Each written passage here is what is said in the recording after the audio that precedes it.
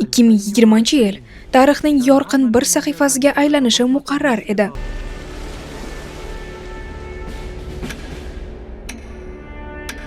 Bugun Guanzhou provinsiyasidagi kambag'al uyezdlarning so'nggi 9 tasida kambag'allik barham topdi. 2020-yil 23-noyabrda Guizhou, Duyun, Nayun, Weynin, Hadian, Yehe, Duzyan va boshqa uyezdlarning kambag'allikdan chiqarilgani e'lon qilinishi bilan Xitoy so'nggi kambag'al hududlarda kambag'allikni muvaffaqiyatli bartaraf etdi. Bu hayajon, quvonch, baxt. Endi hamyonlarimiz pulga to'la, shuning uchun kambag'allikdan qutulganimizdan juda baxtiyormiz. Bugungi kunga kelib 82 ta kambag'al uyezdda istiqomat qiluvchi 98,990,000 nafar qishloq aholisi kambag'allikdan xalos bo'ldi. Bu endi orzu emas, balki haqiqatdir. Xitoy Birlashgan Millatlar Tashkilotining 2030-yilgacha bo'lgan barqaror rivojlanish kun tartibida belgilangan kambag'allikni bartaraf etish maqsadiga belgilangan muddatdan 10 yil avval erishdi. Kambag'allikni bartaraf etish bu yakuniy manzil emas, balki yangi hayot va yangi kurashning boshlanish nuqtasidir. Maqsadlar kesishgan tarixiy davrda Xitoy yangi sahifa ochib, yangi yurishni qanday boshlaydi?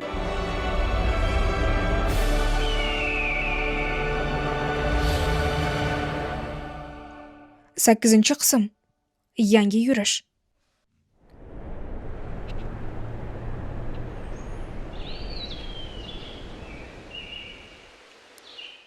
Guizhou provinsiyasidagi tibbiyot universitetida tahsil olayotgan Tian Inji bir necha yildan so'ng o'qishni tamomlab tibbiyot xodimi bo'lish haqidagi ezgu orzusini ro'yobga chiqaradi. Davlatning kambag'allikni bartaraf etish siyosati bo'lmaganida men na universitetga, na hatto o'rta maktabga bora olgan bo'lardim.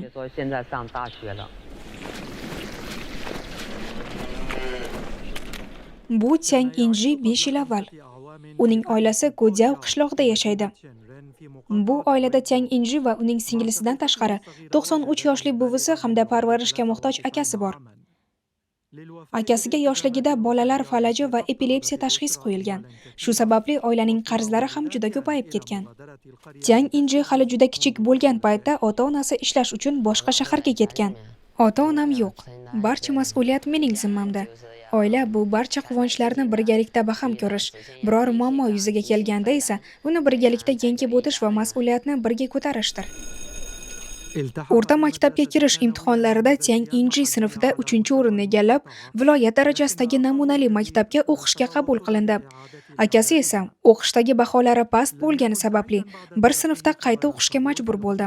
Shu bois Tian Inji bu xabarni unchalik xursandchilik bilan qabul qilmadi. O'sha paytda Tian Inji butun mamlakat bo'ylab amalga oshirilayotgan manzilli yordam, kambag'al oilalardan bo'lgan bolalar taqdirini jimgina o'zgartirayotganini hali tasavvur ham qila olmasdi. Biz o'quvchilarga individual yondashgan holda kambag'al oilalardan bo'lgan bolalarga manzilli yordam ko'rsatamiz.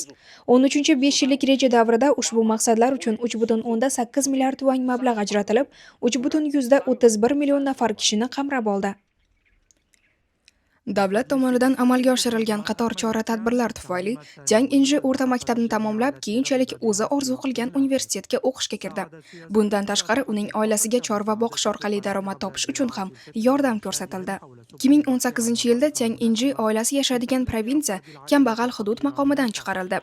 Bu paytga kelib 98 yoshli buvisi qishloq aholisi uchun mo'ljallangan asosiy tibbiy sug'urta tizimi va eng kam yashash darajasini ta'minlash tizimi bilan qamrab olingan bo'lib, uning sog'lig'i hamon yaxshi edi. Garchi akasi o'qishni davom ettirmagan bo'lsa-da, u uydan turib kambag'allikka qarshi kurash mavzusida jonli efirlar olib bora boshladi va o'ziga bo'lgan ishonchini tikladi. Singlisi esa o'rta maktabda a'lo baholarga o'qib, universitetga kirishni orzu qilmoqda.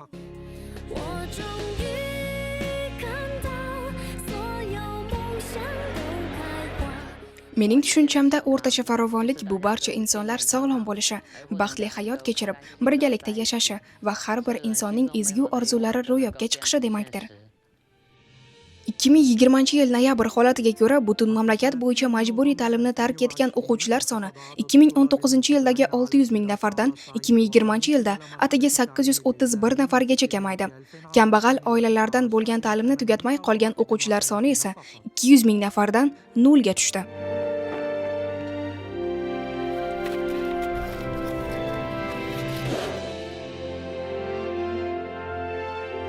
xalq hamma narsadan ustun tamoyiliga amal qilgan holda kambag'al oilalarga manzilli yordam ko'rsatish yo'lida Xitoyda ulkan o'zgarishlar yuz berdi. Chang Injinning universitetga kirib, o'z orzusini ro'yobga chiqargani bunga yaqqol misoldir. Ayni paytda Umen tog'laridagi bir qishloqda ham sifat jihatidan yangi hayot boshlanmoqda. Mashunjan, siz 4-mashinaga chiqing. Umen tog'larining olis bag'rida joylashgan bu kichik Daojiao qishlog'i yashash uchun yaroqsiz edi. Shunda qishloq aholisi 2018-yil 18-yanvar kuni ko'chirish uchun barpo etilgan Maojiavangdagi yangi manzilga ko'chirildi. Buni televizor yoniga, oldinga qo'ying, qolganlarini esa orqaga qo'ysa bo'ladi. Bu Xu Guoenning uyi. U Maojiavang qishlog'iga ko'chib kelayotgan 101 ta oila kabi yangi uyga ko'chib o'tishni intiqlik bilan kutmoqda. Bugun chiroyli kiyinibsan-ku? Axir biz ko'chib o'tyapmiz. Men juda baxtliman.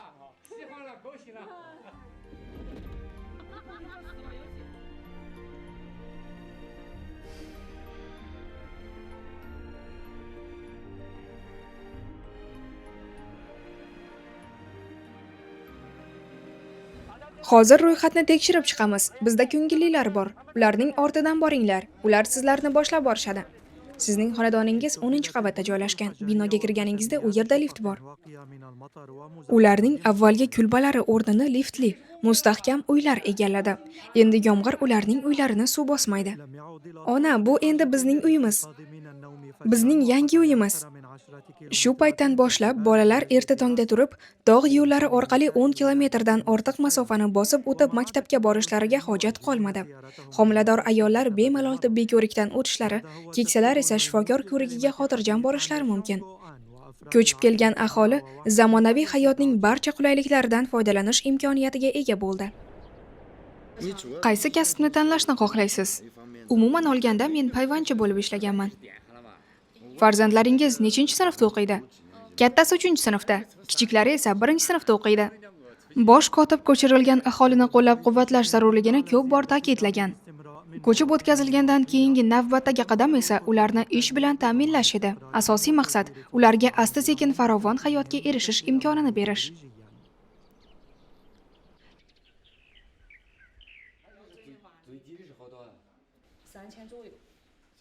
Eng kam ish haqingiz qancha?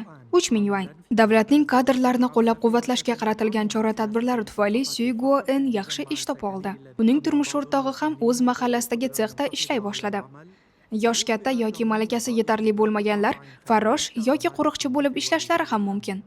Agar mablag' yetarli bo'lmasa, mahalla ro'yxatdan o'tgan kambag'al oilalarga qo'ziqorin yetishtirish uchun issiqxonalar ham taqdim etadi.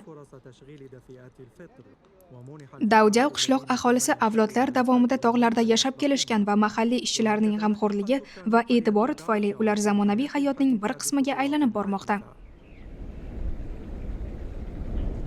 2 soat ichida yaxshilab o'rganib olishimiz kerak. Agar bugun o'rganib olmasak, keyin sizga qiyin bo'ladi.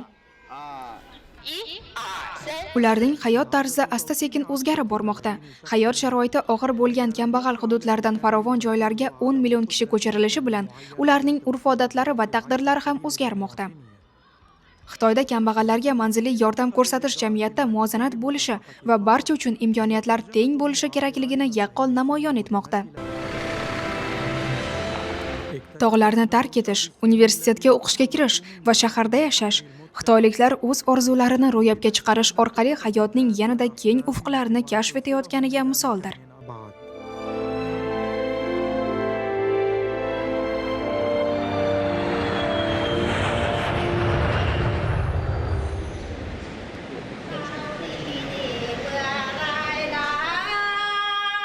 Buckingham saroyida esa Guizhou qishlog'idagi kashtachilarning qo'shig'i sadolari ostida modellar milliy Xitoy liboslari va kashtalari bilan podiumda yurishmoqda.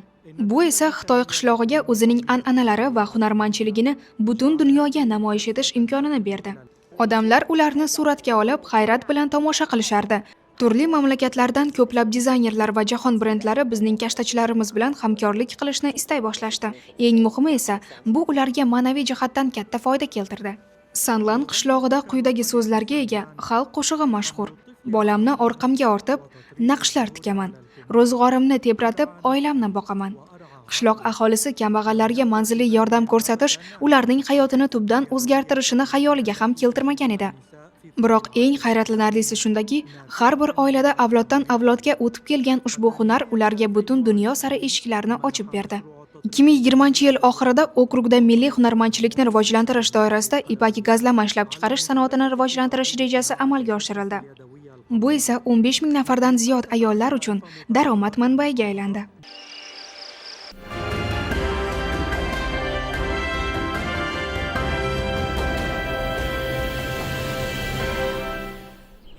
Hukumat tomonidan beriladigan subsidiyalarga kelsak, bu yil farzandlaringiz maktabga boradi. Ikkalasi ham subsidiya oladimi?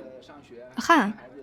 Farzandlaringizning ta'limi, tibbiy yordam va yashash sharoitlari bilan bog'liq hech qanday muammo yo'qmi? Yo'q. Bu Mashan okrugi. U 2019-yilda kambag'allikdan chiqarilgan.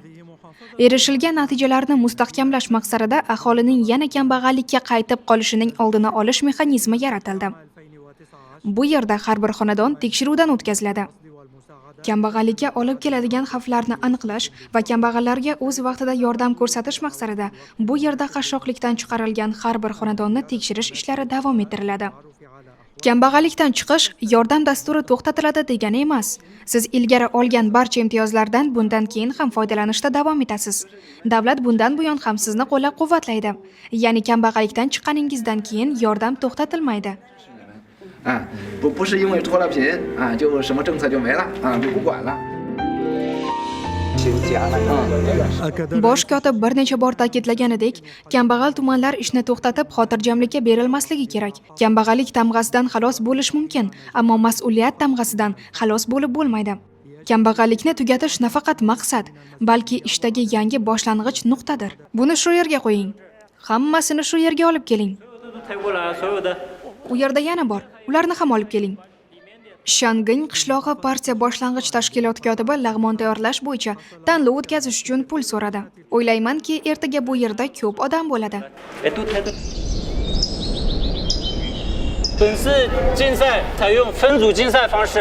Aholining aksariyati lag'mon tayyorlash bilan shug'ullanadi.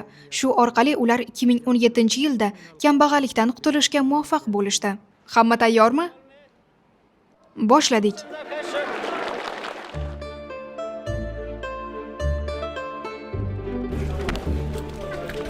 Epidemiya davrida mahalliy aholi bir-birini ruhlantirish maqsadida ushbu tanlovni o'tkazishga qaror qildi.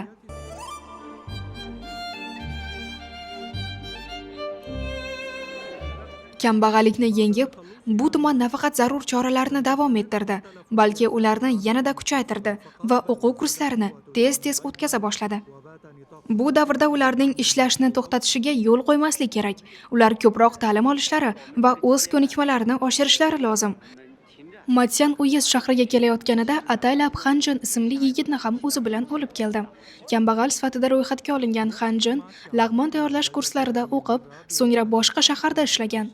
Biroq pandemiya tufayli u daromad manbaidan mahrum bo'ldi. Endi u qishloqda qashshoqlikka qaytish xavfi eng yuqori bo'lgan odam. Lag'mon tayyorlash uchun kichikroq oshxonada bitta usta yetarlimi? Yetarli. Tushunarli. Yordamchi kerakmi? Ha, oddiy taomlarni tayyorlash uchun oshpaz ham kerak.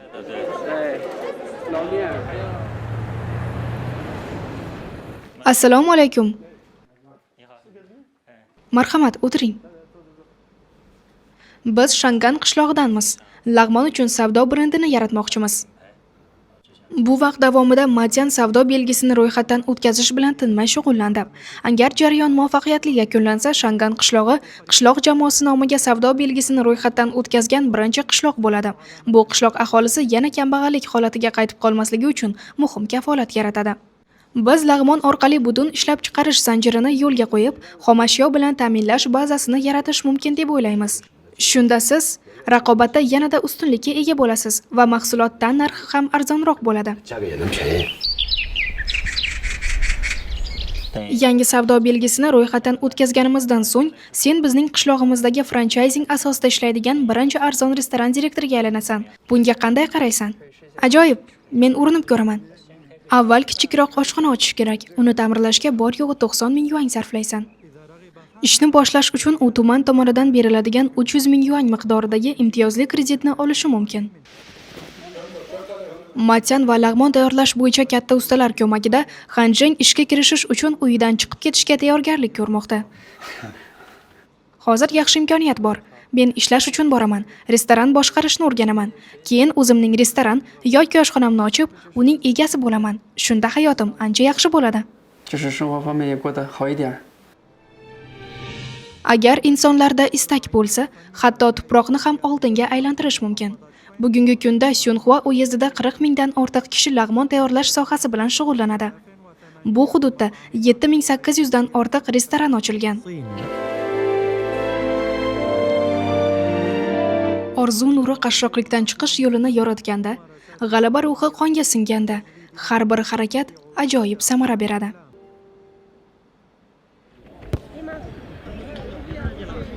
Bu sening uyingmi?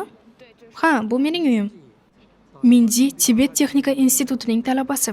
So'nggi yillarda Tibetning eng qashshoq hududlaridan biri bo'lgan Nakchu mintaqasidan bo'lgan oilasi manziliy yordam tufayli qashshoqlikdan chiqishga muvaffaq bo'ldi va u o'qishni davom ettirish va ma'lum ko'nikmalarni egallash imkoniyatiga ega bo'ldi. Men uyda bo'lmaganimga juda ko'p bo'ldi. Uyimni juda sog'indim. Qaniydi iste'dodlar tanlovida qatnashsam. Qancha un kerak? 500 gram. U pishiriq tayyorlash yo'nalishini tanladi. Tirishqoqlik bilan o'qib kambag'allarga yordam berish dasturi doirasidagi tanlovda Tibet nomidan ishtirok etish uchun ruxsat oldi. Shuncha ko'p odam bo'ladi deb o'ylamagandim. Men katta hayajondaman. Bu tanlovda ishtirok etish tibetlik bu qizning dunyoqarashini kengaytirdi. Kambag'allarga yordam berish dasturi doirasidagi butun Xitoy kasbiy mahorat tanlovini ochiq deb e'lon qilaman. Bu tanlovda 400 dan ortiq kishi ishtirok etdi. Ularning barchasi rasman kam ta'minlangan oilalar ro'yxatiga kiritilgan. Ushbu dastur ularga kambag'allikka qarshi kurashish borasidagi ko'nikmalarini namoyish etish imkonini beradi. Biz qishloq ishchi kuchini yangi avlod mehnat muhojirlariga, kambag'al ishchi kuchiga, shuningdek, kam ta'minlangan oilalar farzandlariga ishga joylashtirishga yo'naltirganmiz. Biz davlat subsidiyalari hisobidan kasbiy tayyorgarlik dasturini ishlab chiqdik va kam ta'minlanganlar uchun yashash xarajatlarini qoplaymiz.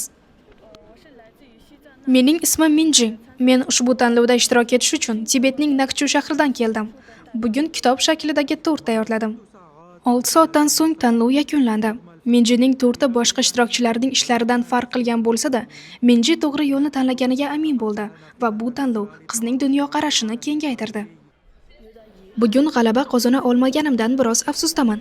Uyga qaytganimdan so'ng yanada ko'proq harakat qilaman. Keyingi safar g'alaba qozonishga intilaman. 13-5 yillik reja davrida kasb-hunar o'rganishni istagan har bir kam ta'minlangan kishi yiliga kamida bir marta tegishli kurslarda o'qishi mumkin edi. 2015-yildan boshlab kambag'allarga ko'nikmalarini oshirishga yordam berish butun mamlakat miqyosida yo'lga qo'yildi. Ushbu dastur kambag'allik psixologiyasidan xalos bo'lishga, kam ta'minlanganlarni o'qitishga va ularning ishga joylashishiga yordam beradi. Psixologik kambag'allikni bartaraf etish dasturga kuchli turtki beradi. Kambag'al hududlarda keng ko'lamli manziliy yordam dasturi tufayli infratuzilma yaxshilandi va ularning rivojlanishi uchun sharoit yaratildi. Endilikda esa ularning rivojlanishga rag'bat va rivojlanish salohiyati bormi degan masala muhim ahamiyat kasb etmoqda. Amaliyot shuni ko'rsatdiki, puxta rejalashtirish va tashqi yordam kambag'allikka qarshi kurashni yanada samarali olib borishga yordam beradi. Shuningdek, ko'plab kambag'al hududlar va kambag'al odamlarning ichki motivatsiyasini tubdan uyg'otadi va kuchaytiradi.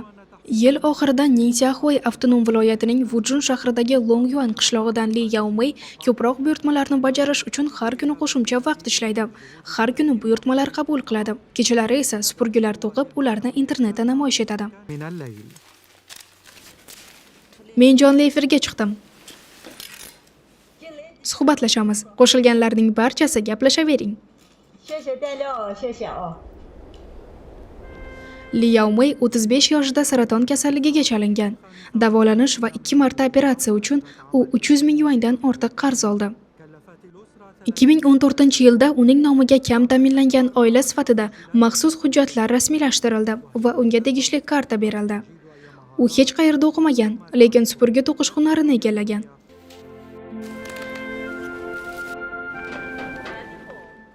Salom. Uning supurgilari qimmat turadi. Vaqt o'tishi bilan u o'z obro'sini qozondi va kadrlar bo'yicha xodimlarning ko'magida butun tuman bo'ylab tanildi. 2019-yil 1-sentyabr kuni kambag'allikka qarshi kurash bo'yicha yig'ilishda Li Yaomey butun qishloq oldida minnatdorchilik bildirdi. Men mikrofonni olib, menda hech qanday muammo yo'q. Men kambag'allikdan o'zim qutuldim dedim. U endigina qarzlarini to'lab bo'ldi va jamg'arma qila boshladi.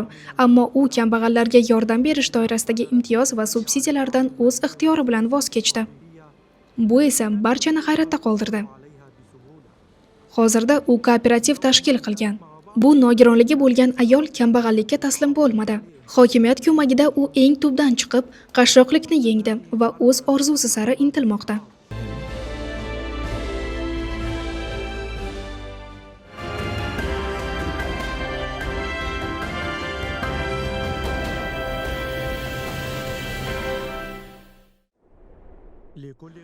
Bir kalit faqat bitta qulfni ochadi degan maqolda aytilganidek, butun dunyo e'tiborini tortgan Xitoyning kambag'allikka qarshi kurashdagi muvaffaqiyatlari kambag'allikka qarshi kurashning samarali tizimini shakllantirdi. Ushbu tizim maqsadli, aniq va manzilli chora-tadbirlarning yaxlit majmuasi hamda investitsiya mexanizmini o'z ichiga oladi. Bu esa Xitoyga xos kambag'allikni qisqartirish yo'lini ochdi. Kimga yordam berish kerak? Qanday yordam berish kerak? Kim yordam beradi? Xitoy Kommunistik partiyasining 19-syezdidan so'ng bosh kotib tegishli siyosat yo'nalishlarini o'rganish bo'yicha uzoqni ko'zlagan ko'rsatma berdi. Markaziy idoralar erishilgan yutuqlarni mustahkamlash maqsadida tajriba almashish va o'rganish ishlarini qayta olib bordilar. Turli idoralardagi qarashlar nihoyatda bir xil edi. Kambag'allikka qarshi kurashda erishilgan yutuqlarni qishloqlarni rivojlantirish orqali mustahkamlash, qishloq hududlarini har tomonlama rivojlantirish orqali kambag'allik tamg'asidan xalos bo'lgan hududlarning ijtimoiy, iqtisodiy va boshqa sohalarda yanada ilgarilab ketishini ta'minlash zarur edi. 5 yillik o'tish davri belgilandi. Bu davr mobaynida sobiq kambag'al hududlar va aholiga yordam ko'rsatish davom ettiriladi. Kambag'allikdan qutulgandan keyin ham ularga yordam berishda davom etamiz. Qishloqlar qashshoqlikdan qutulib, kambag'allik tamg'asidan xalos bo'lgach, buni qishloqlarni qayta tiklash bilan qanday uyg'unlashtirish mumkin? Bu quyi bo'g'indagi kadrlar va qishloqlarda faoliyat yurituvchi xodimlar uchun o'ziga xos imtihon bo'ldi. Nanvendu qishlog'ida hozir aynan shu savolga javob izlanmoqda. Qishloqda 4 yil yashagan brigada rahbari Zhang Guangshu kambag'allarga yordam ko'rsatish bo'yicha ishchi guruhni investor izlashga jalb etdi. Yer maydonidan foydalanish huquqini topshirdi va bu yerda uzumzor barpo etdi. Shuningdek, daryo o'zanini tozalab, lotus hovuzini yaratdi. 2018-yilda bu qishloq kambag'allikdan muvaffaqiyatli qutuldi. Qashshoq oilalar soni 0 ga tenglashdi, ammo Zhang Guangshu oson bo'lmasa-da ishni davom ettirishga qaror qildi. Men sizga aytaman, bir necha oydan keyin bu qishloqning ko'rinishi butunlay o'zgaradi. 2020-yil oxirida Zhang Guangshuning kambag'allarga yordam berish bo'yicha guruh rahbari sifatidagi vakolat muddati yakuniga yetayotgan edi. U yangi guruh kelishidan oldin qishloqni obod holga keltirishga qaror qildi.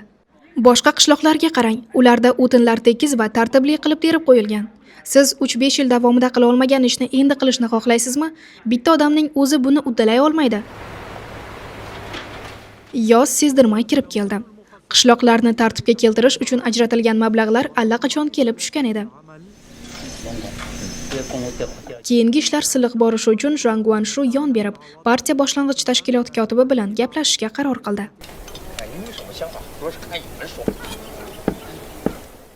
Ayrim masalalar bo'yicha fikrlarimiz turlicha edi, ammo bizning asosiy maqsadimiz qishlog'imizni rivojlantirish. Biz ko'proq muloqot qilishimiz kerak. Biz yaxshi niyat bilan bahslashdik, qalbimizda esa bir maqsad bor. Mening xavotirlarim haqida o'ylab ko'ring. Bir kun kelib siz ketib qolsangiz, keyin men nima qilaman? Bu yuk mening yelkamga tushadi. Men buni uddalay olmasligimdan qo'rqaman.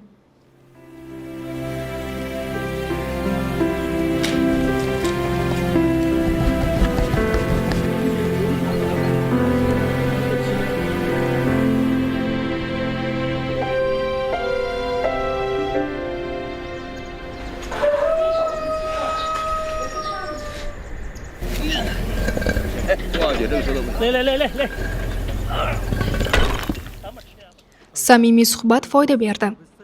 So'nggi kunlarda partiya boshlang'ich tashkilot kotibi ishlarga faol qo'shildi. Uning ko'magida qishloq qiyofasi jadal suratlarda o'zgara boshladi. Bugun tuman markaziga ikkita ishni hal qilish uchun keldim. Birinchisi bizning sharobimiz uchun sotuv bozorini topish. Men savdo bo'limiga bordim. Yaxshi suhbatlashdik, natija ham bor. Ikkinchidan tashkiliy bo'limga kirib vaziyatni o'rganamiz. Ikki qo'mitamizdagi xodimlarning yosh tarkibi katta yoshdagilar tomon og'ib ketgan. Qishloqlarni qayta tiklash uchun yosh qon kerak.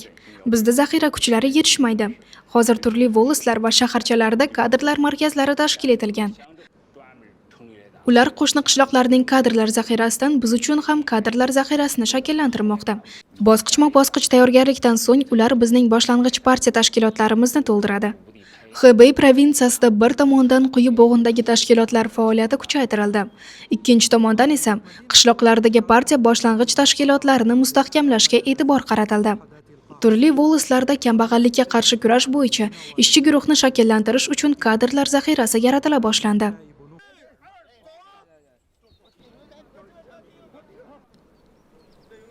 Mayli, men uni qo'yaman. Sen esa ko'mib qo'yasan. Mana bir necha kundirki, Juan shu qishloqda tinmay u yoqdan bu yoqqa yugurib yurardi. Uning yonida esa doimo bir yosh yigit bo'lardi. Bu Van Erpen. U yaqinda tuman kadrlar zaxirasidan qabul qilindi.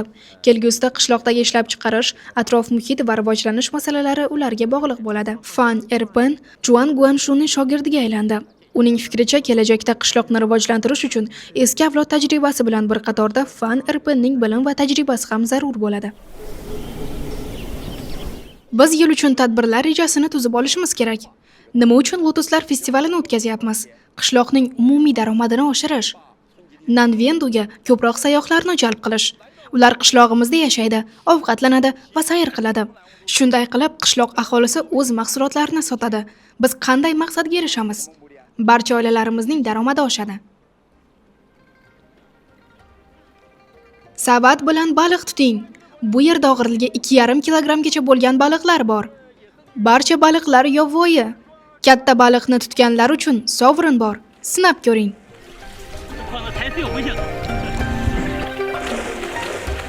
Shuncha ko'p odam keladi deb xayolimga ham keltirmagandim. Men qishloq aholisi sifatida bundan faxrlanaman. Amaliyot shuni ko'rsatdiki, kambag'allikka qarshi kurashni qishloqlarni qayta tiklash bilan har tomonlama uyg'unlashtirish natijasida ishlab chiqarish, inson resurslari va aholining dunyoqarashi yangi bosqichga ko'tariladi. Ishlab chiqarishning turli yo'nalishlarini birlashtirishga e'tibor qaratish, qishloqni ishlab chiqarish orqali rivojlantirish zarur. Kadrlar oqimini ham nazorat qilib borish kerak. Aholining ichki salohiyatini uyg'otish uchun ularning dunyoqarashi bilan ham ishlash lozim. Qishloq xo'jaligining rivojlanishi, qishloqning tashqi qiyofasi va dehqonlarning farovonligi kambag'allikka qarshi kurashdagi muvaffaqiyat hamda o'rtacha farovon jamiyatni har tomonlama barpo etish sifatini belgilaydi. Qishloqlarni qayta tiklashning asosiy talablari ishlab chiqarishni rivojlantirish, yaxshi atrof muhitni yaratish va aholining farovonligini ta'minlashga amal qilgan holda qishloqlar har tomonlama rivojlanish sari intilmoqda.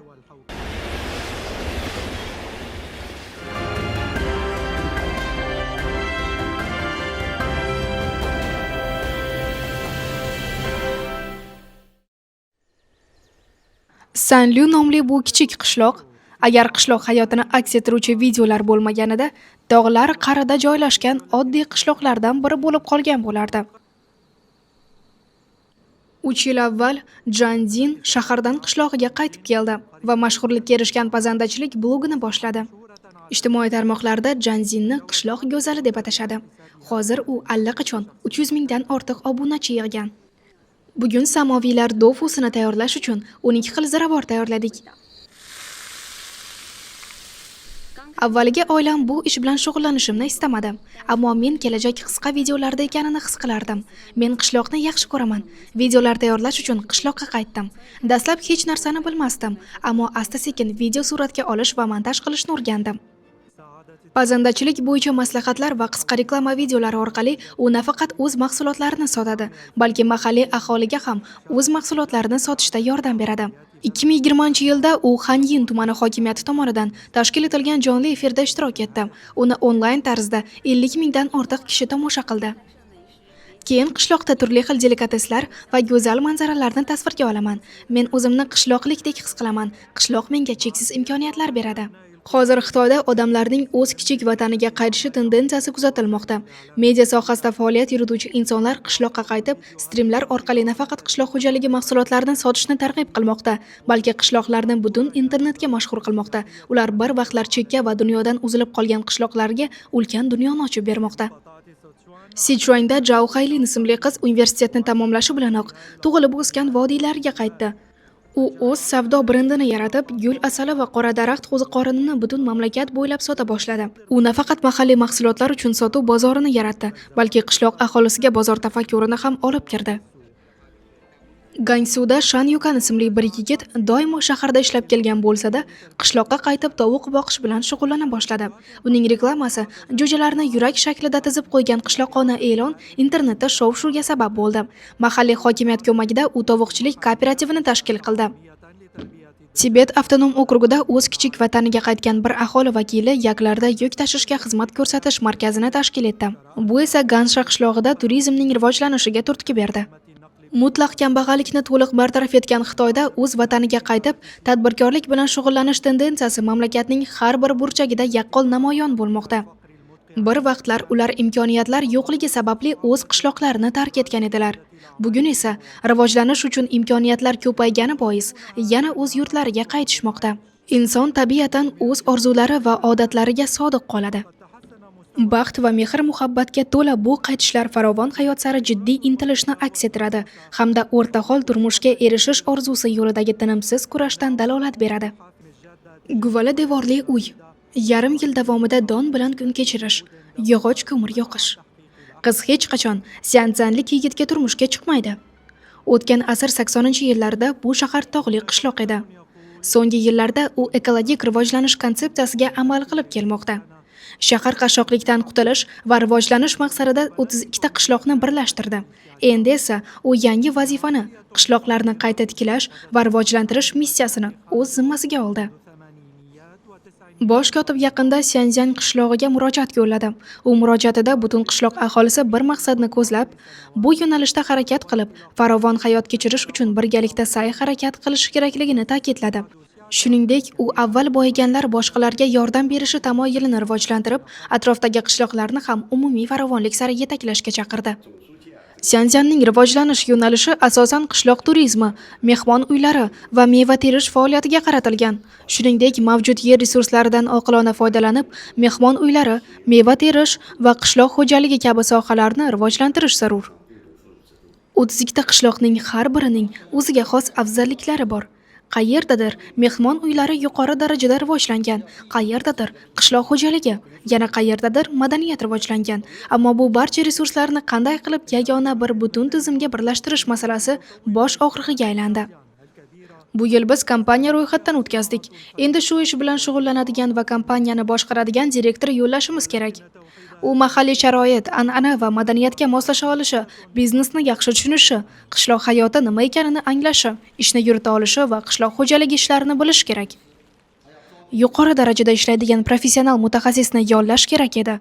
Uyushma ushbu lavozimga ishga qabul qilish haqida e'lon berdi. Katta Sianzan uyushmasi tomonidan tashkil etilgan bo'sh ish o'rinlari yarmarkasida marketing sohasida tajribaga ega va yetarli bilimga ega bo'lgan 30 dan ortiq mahalliy nomzod ushbu lavozim uchun kurashishga tayyorlandi.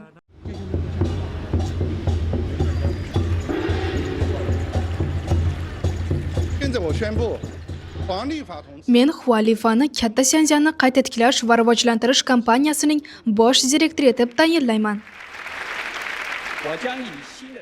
Men imkon qadar tezroq yangi lavozimga moslashaman.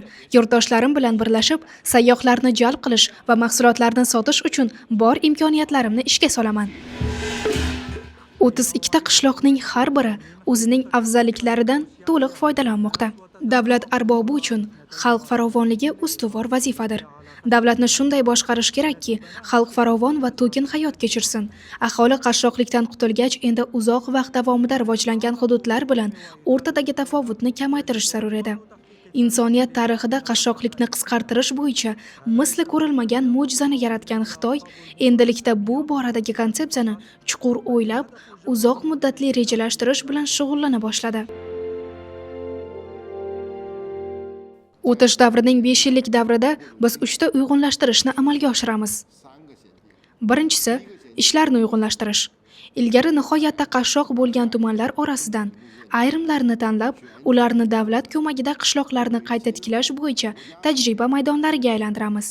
Ikkinchisi, asosan chora-tadbirlarni uyg'unlashtirish. Ilgari ko'rsatilgan qo'llab-quvvatlash choralarining ko'lami kamayib ketmasligini kafolatlashimiz kerak. Uchinchisi, davlat organlari xodimlarini uyg'unlashtirish. Bunda asosan kadrlar tarkibini barqarorlashtirish, vazifalarni optimallashtirish va samaradorlikni oshirishga e'tibor qaratiladi. 2020-yil oktyabr oyida Xitoy Kommunistik partiyasi Markaziy qo'mitasining 5-plenumida 14-5 yillik reja hamda 2035-yilgacha bo'lgan uzoq muddatli maqsadlar bo'yicha tavsiyalar ko'rib chiqilib qabul qilindi. Bosh kotib loyiha tayyorlash ishlariga rahbarlik qilganida xalq markazda degan pozitsiyada qat'iy turish zarurligini ko'p marotaba ta'kidladi.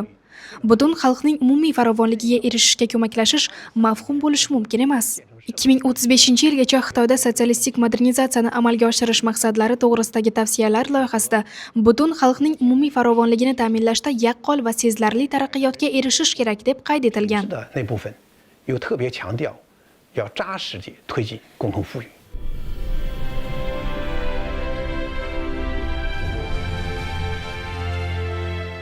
2020 yil kabi g'ayrioddiy yilni boshdan kechirgan, qashshoqlikka qarshi hal qiluvchi kurashda g'alaba qozongan Xitoy xalqi endilikda farovonlik maqsadi sari ishonch bilan qadam tashlamoqda.